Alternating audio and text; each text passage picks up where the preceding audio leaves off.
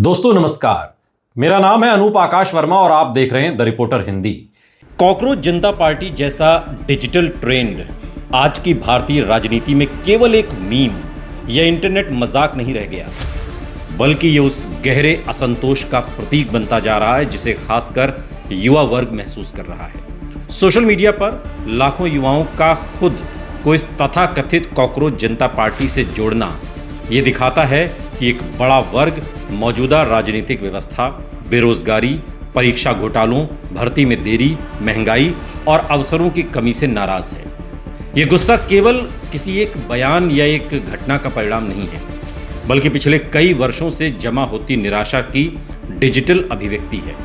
भारत की राजनीति में पहली बार ऐसा नहीं हो रहा कि युवा नाराज हो, लेकिन इस बार अंतर यह है कि यह नाराजगी संगठित छात्र आंदोलनों की बजाय memes, Instagram page, viral video और डिजिटल समुदायों के रूप में सामने आ रही है। यही वजह है कि कॉकरोच जनता पार्टी जैसे प्रतीक अचानक राष्ट्रीय चर्चा का हिस्सा बन जाते हैं, खासकर गुजरात जैसे राज्यों में जहां लंबे समय से एक ही राजनीतिक दल का प्रभुत्व रहा है। वहां ऐसी डिजिटल असहमति को गंभीर राजनीतिक संकेत के रूप में देखा जा रहा है। गुजरात की राजनीति को समझने के लिए यह जानना जरूरी है कि पिछले लगभग 3 दशकों से बीजेपी राज्य की सबसे मजबूत राजनीतिक शक्ति बनी हुई है। बीजेपी ने गुजरात में केवल चुनावी जीत ही नहीं बल्कि एक व्यापक राजनीतिक सामाजिक नैरेटिव भी खड़ा किया है, जिनमें विकास, गुजराती अस्मिता, हिंदुत्व और मजबूत नेतृत्व का मिश्रण शामिल है।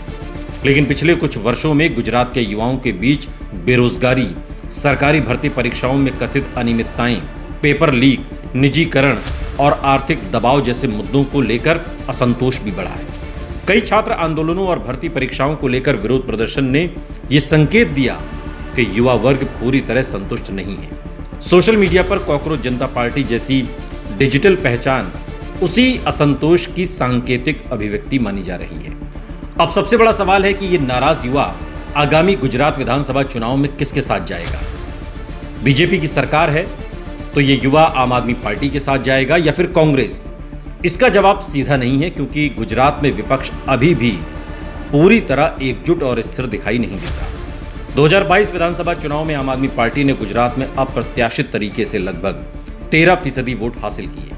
ये बीजेपी विरोधी वोटों में एक नई सेंध थी, खासकर शहरी युवाओं, पहली बार वोट देने वालों और कुछ निम्न मध्यम वर्गीय समूहों में आम आदमी पार्टी ने नई राजनीति और ईमानदार विकल्प की छवि बनाई। दूसरी तरफ कांग्रेस, जो कभी गुजरात में बीजेपी की मुख्य प्रतिद्वंदी थी, लगातार कमजोर होती है। कांग्रेस का संगठन कई जिलों में निष्क्रिय दिखाई दिया और नेतृत्व का संकट भी सामने आया। लेकिन आज की स्थिति 2022 से थोड़ी अलग है। कांग्रेस अब राष्ट्रीय स्तर पर सामाजिक न्याय, संविधान, बेरोजगारी और आर्थिक असमानता जैसे मुद्दों को अधिक आक्रामक तरीके से उठा रही है। राहुल गांधी की भारत जोड़ो राजनीति ने युवाओं और छात्रों के बीच कुछ वैचारिक समर्थन पैदा किया है। खासकर बेरोजगारी, पेपर लीक और आरक्षण जैसे मुद्दों पर कांग्रेस लगातार बीजेपी सरकार को घेरने की कोशिश कर रही है। दूसरी ओर आम आदमी पार्टी अब भी खुद को सिस्टम विरोधी और भ्रष्टाचार विरोधी विकल्प के रूप में पेश करती है। लेकिन गुजरात में उसका संगठन उतना गहरा नहीं है जितना दिल्ली या पंजाब में है। इसलिए कॉकरोच जनता पार्टी जैसे डिजिटल असंतोष का फायदा किसे मिलेगा, यह इस बात पर निर्भर करेगा कि कौन सा विपक्षी दल इस गुस्से को राजनीतिक दिशा देने में कामयाब होता है। यदि युवा गुस्से के मनोविज्ञान को समझें तो उसमें 2 स्तर दिखाई देते हैं। पहला एंटी एस्टैब्लिशमेंट यानी कि सत्ता विरोधी भावना, और दूसरा रोजगार एवं अवसर की मांग। आम आदमी पार्टी का मॉडल पहले हिस्से पर ज्यादा फिट बैठता है, क्योंकि वो खुद को पारंपरिक राजनीति के खिलाफ विकल्प के रूप में पेश करती है। युवा मीम संस्कृति और डिजिटल राजनीति से जल्दी जुड़ते हैं, इसलिए आम आदमी पार्टी की सोशल मीडिया शैली उन्हें आकर्षित कर सकती है। लेकिन कांग्रेस के पास एक बड़ा राष्ट्रीय ढांचा और सामाजिक गठजोड़ की राजनीति है। यदि बेरोजगारी और सामाजिक न्याय का मुद्दा चुनावी विमर्श का केंद्र बनता है तो कांग्रेस को इसका फायदा मिल सकता है। गुजरात में क्षेत्रीय स्तर पर देखें तो शहरी इलाकों अहमदाबाद, सूरत, वडोदरा और राजकोट में आम आदमी पार्टी का प्रभाव अपेक्षाकृत ज्यादा दिखाई देता है। 2022 के चुनाव में आम आदमी पार्टी ने शहरी सीटों पर अच्छा वोट शेयर हासिल किया था।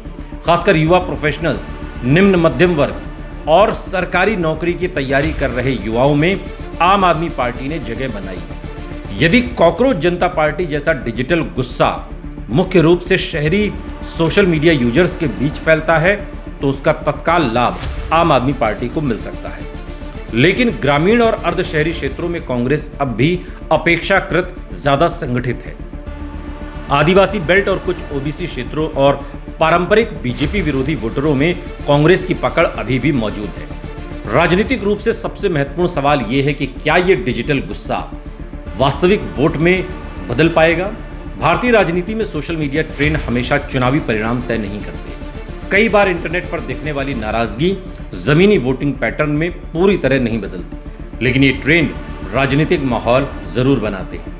यदि बेरोजगारी, पेपर लीक, भर्ती घोटाले और आर्थिक असुरक्षा जैसे मुद्दे लगातार चर्चा में रहते हैं तो बीजेपी के लिए चुनौती बढ़ सकती है। खासकर युवा वोटर जो पहले बीजेपी की सबसे बड़ी ताकत माने जाते थे, उनमें यदि असंतोष बढ़ता है तो विपक्ष के लिए अवसर बन सकता है। हालांकि बीजेपी की ताकत को कम करके नहीं देखा जा सकता। गुजरात में बीजेपी का संगठन बहुत मजबूत है। पीएम नरेंद्र मोदी की व्यक्तिगत लोकप्रियता, हिंदुत्व राजनीति, कल्याणकारी योजनाएं और मजबूत चुनावी मशीनरी बीजेपी को आज भी बढ़त देती है।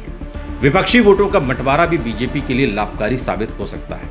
यदि कांग्रेस और आम आदमी पार्टी अलग अलग लड़ते हैं तो बीजेपी विरोधी वोट विभाजित हो सकते हैं और यही कारण है कि कई राजनीतिक विश्लेषक ये मानते हैं कि कॉकरोच जनता पार्टी जैसी डिजिटल नाराजगी का वास्तविक राजनीतिक लाभ तभी मिलेगा जब विपक्ष उसे संगठित सामाजिक राजनीतिक आंदोलन में बदल पाएगा।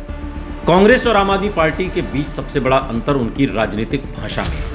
कांग्रेस बेरोजगारी और सामाजिक न्याय को वैचारिक मुद्दे के रूप में उठाती है, जबकि आम आदमी पार्टी इसे प्रशासनिक विफलता और भ्रष्टाचार के नजरिए से पेश करती है। युवा वोटर किस नैरेटिव से ज्यादा जुड़ता है, यह आने वाले समय में स्पष्ट होगा। फिलहाल संकेत यही हैं कि शहरी नाराज युवा आम आदमी पार्टी की तरफ ज्यादा आकर्षित हो सकता है, जबकि व्यापक सामाजिक असंतोष और पारंपरिक बीजेपी विरोधी वोट कांग्रेस की तरफ जा सकते हैं।